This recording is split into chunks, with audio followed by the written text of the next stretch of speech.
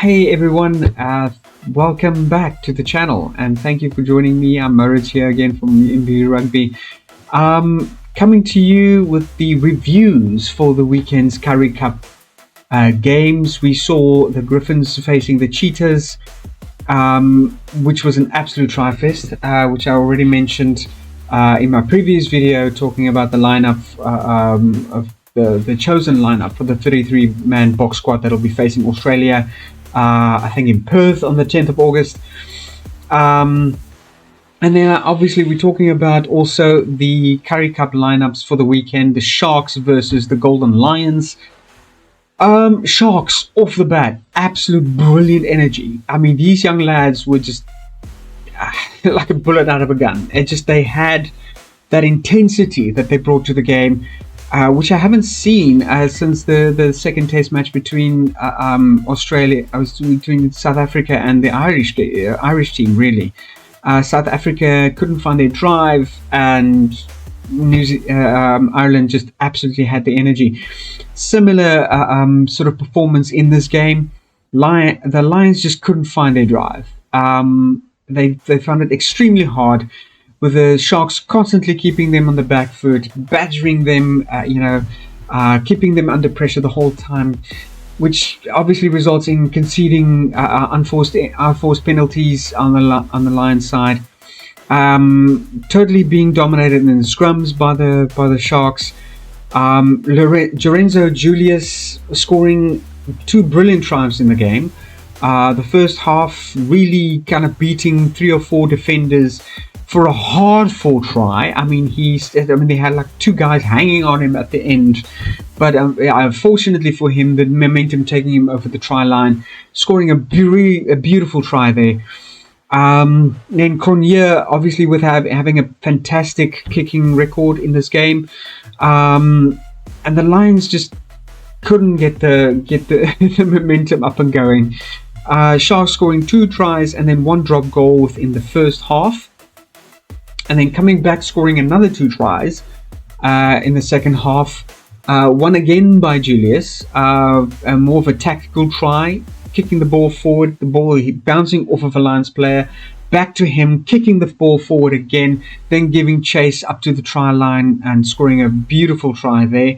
And another chip and chase by Cronje, getting another try in for them as well. The Lions scored, unfortunately, getting a red card in the second half, within a ruck, trying to get a clearance going, and then unfortunately resulting in head contact.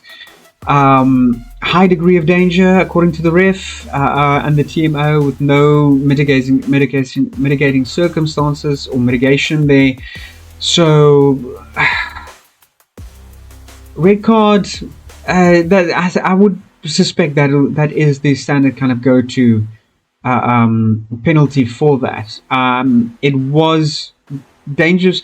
Was it dangerous play? Not really. I mean, it's not like he laid the Sharks player out. Potential dangerous play, yes. I mean, there is a high degree of danger for the Sharks player to have suffered a concussion.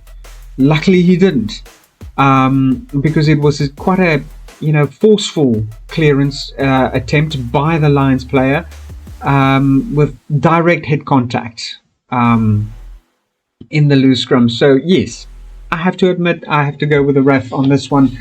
High degree of danger. Luckily for the Sharks player, didn't sustain serious injury. But yeah, that saw the 35-22 victory over the Lions. The Lions still managing to score 2 tries within the second half. Well played to them, but unfortunately wasn't enough, for them in that one. And to lose on home ground, I mean, not an easy pill to swallow for any team. So yeah. Moving on to the Western Province versus Bulls game. Not quite sure what happened there. Western Province had an absolute fantastic start. A lot of energy. The attacking pressure was always there. Tactical attacks made by the team, seeing them scoring 3 tries within the first half. and they were just on fire. Fantastic plays, and they just kept badgering. They just kept going. The attacks was relentless on their side, forcing errors on the Bull side the whole time, getting some really good penalty kicks in as well. And yeah, just finishing off the first half extremely strong. The Bulls basically, talking about unforced errors, Nazam Kar facing a yellow card right in the first half, seeing him going off for about 10 minutes. And I think that kind of didn't do well for the Bulls, with the Western Province scoring a further 2 tries in that game. But coming back in the second half, the Bulls just absolutely made a hard pushback. It's some people calling it blunt force trauma. Just showing again, that a absolutely effective forwards team can make the world of difference. Couple of guys coming on in the second half for the Bulls, really established front row players, absolutely bulldozing the Stormers' defense.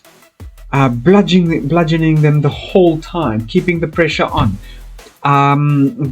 Always coming into the ruck. The rolling mauls was on point. I think they scored about 2 rolling maul tries in the second half, resulting in an absolute try fest of 6 tries for the Blue Bulls in the second half. Finishing off extremely strong with a 50-34 victory over the Western Province. So I'm thinking, Western Province, you guys, you're going to need to go back to the drawing board. Your attacking strategy is absolutely on point.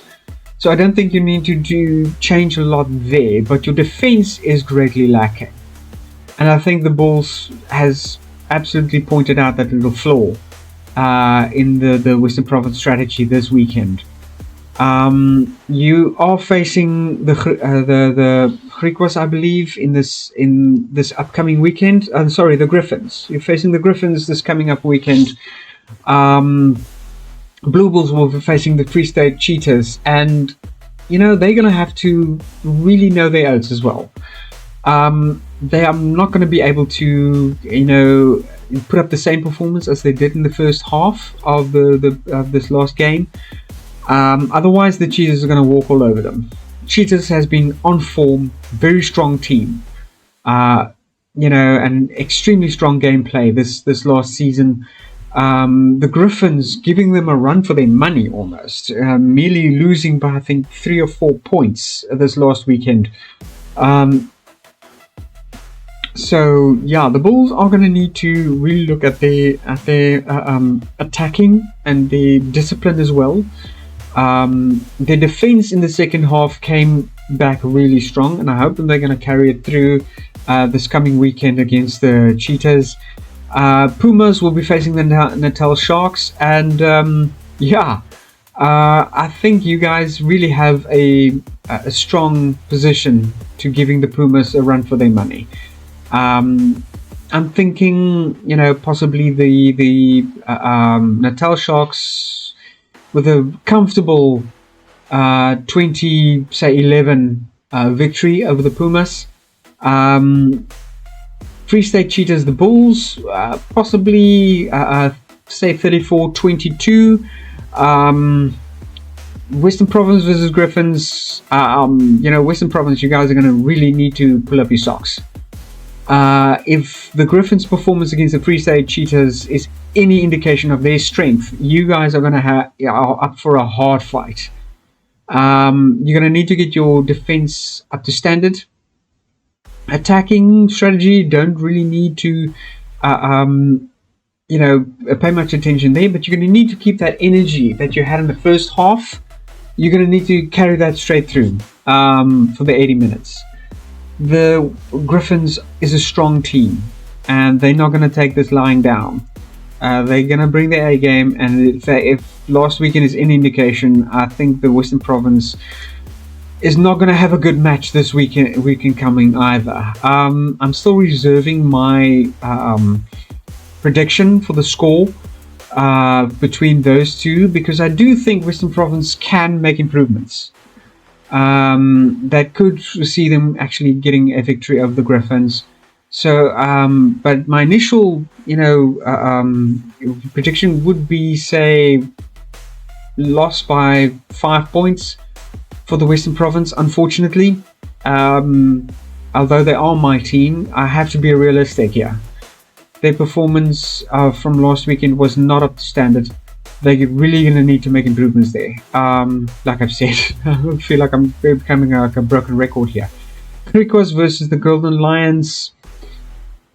Griquas not really having a smashing performance over here. The season, say they're going to need to. The Golden Lions, even though their performance was rather dismal this last weekend, I think they have a very good chance of actually beating the Griquas. I would say for the Golden Lions a victory of about 5 to 7 points this coming weekend. Then of course, then is the 10th of August fixtures for the Currie Cup. The Golden Lions facing the Pumas, and then the Blue Bulls facing the Griffins at this time, which is also the same weekend when the South Africans will be facing, the 33-man squad will be facing the Australians in Perth for the first for this first leg of this two-part series. And I don't have the fixtures yet for the international teams like the New Zealand, Ireland, Wales, and these other guys. So, but I'll bring that to you guys as soon as I have that available. As soon as especially also the lineups for the teams, and we'll be having quite a great weekend of rugby for the next 2 weekends. I hope you all will join me there. Keep the beers on ice and the braai fires going. Even if it's just the fireplace fires, because it's promising to be a very cold weekend down here in the Cape as well. If today was an indication, holy crap.